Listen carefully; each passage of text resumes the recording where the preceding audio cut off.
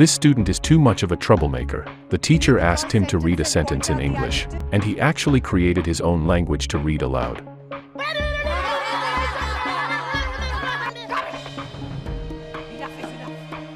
The teacher was furious. "I've never taught such a bad student." She sent him out to stand in the corner, and on a math test, on a simple question like what does 3 times 9 equal, he chose a strange solution. He thought of the two numbers as planets, and he was the captain of the universe. He was in charge of transporting Planet 3 to rendezvous with Planet 9. Then Planet 3 hit Planet 9 too hard and destroyed it. So the boy came up with the answer. 3 times 9 equals 3. The boy was confident. He was going to get a 100 on his test. His classmates asked him how he did.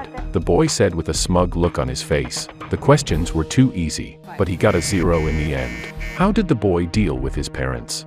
Let Kay tell you all about it. The boy got a 0 on his test. He needed his parents to sign the paper. He was afraid of being scolded by his parents, so he had an idea. He called 2 dogs, and they ate the paper on the spot. When he got back, he told his parents, "The dogs ate my paper on the way home." They beat him up. The boy's name was Ethan. He picked up a ball for a classmate and threw it outside the school. The classmate was so angry with him that he put Ethan in a chokehold.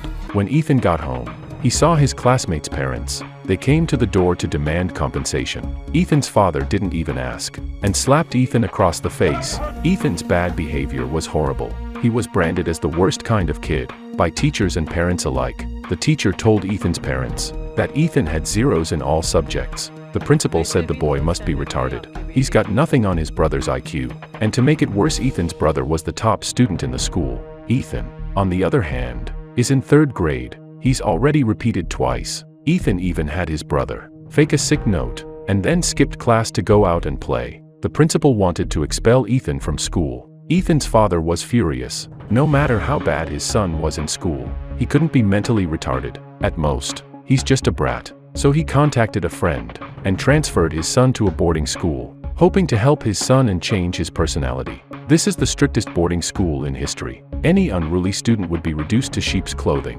Ethan had never left home before. He watched his parents' car drive away. As tears of sadness streamed down his face, was he really abandoned? His mother and brother didn't want to leave Ethan either, but for Ethan's sake, they had to let him go. But what Ethan's parents didn't know was that Ethan wasn't good at math and language but was a master at art. Ethan didn't need to read the instructions to finish a 10,000-piece puzzle. He could put it together quickly and accurately.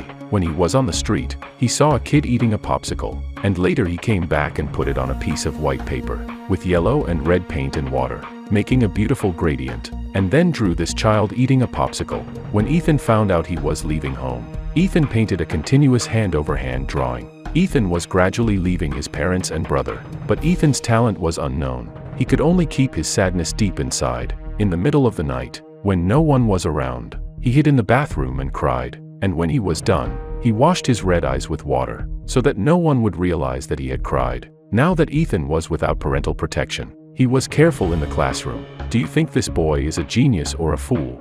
The teacher asked Ethan to explain a poem. Ethan said, "What we see and feel is true.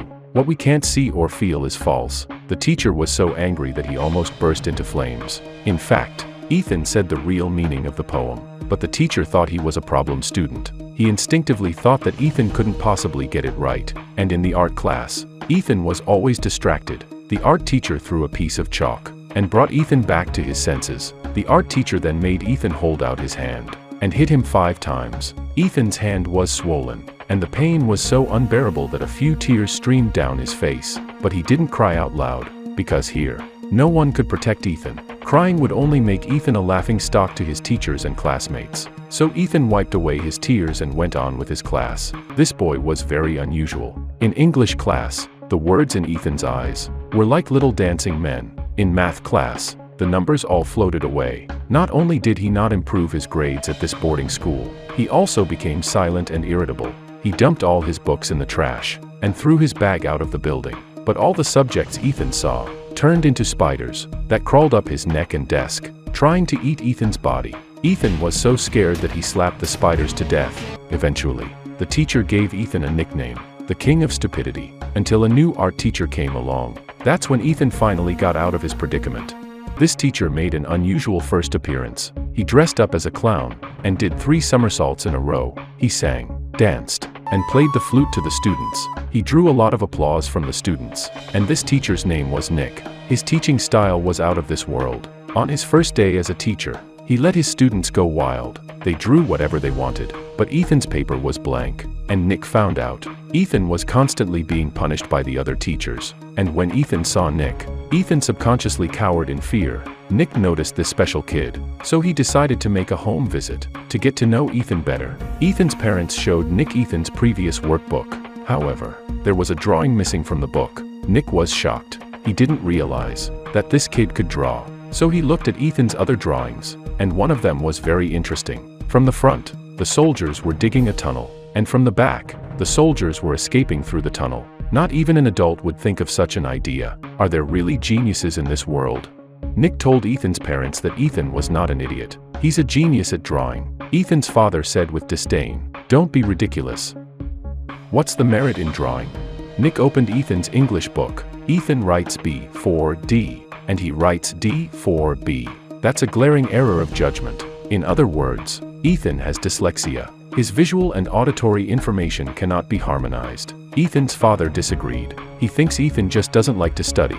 Nick saw that he didn't believe him. He picked up a toy box. It was written in Japanese. Nick asked Ethan's father to read it out loud. Ethan's father was furious. "I don't know any Japanese." Nick didn't give him a chance to argue. "You're so arrogant, and your attitude is wrong." Then Ethan's father realized something. It turned out that he had never understood his son, and never understood his behavior or what he was going through. He just blamed Ethan. Nick said, "That's what Ethan's dealing with now. He can't recognize the alphabet." So Ethan's confidence was destroyed, and in turn, he used his rebellion to cover up his inability, and now Ethan's rebellion is gone. He's even given up painting, and knowing that, Nick wanted to help Ethan get his confidence back. How do you help a child find confidence? Nick was in the classroom. Take the famous painter Leonardo da Vinci for example. Leonardo da Vinci had dyslexia. He would always write a sentence backwards. Nick shined a mirror at the board, and the sentence became normal to Ethan. Ethan's eyes lit up when he saw it. He found something that resonated.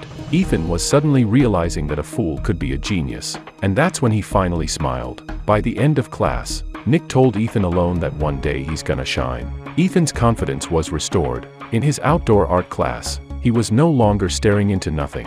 He'd take things from the ground, such as twigs and leaves, and create a floating water wheel. Nick showed his classmates, and they all applauded Ethan's invention. Ethan bowed his head in embarrassment. Nick saw that Ethan was getting more and more confident, so he started teaching him one-on-one. Nick taught Ethan how to read English words, to increase Ethan's interest in learning. How do you raise a fool to be a genius?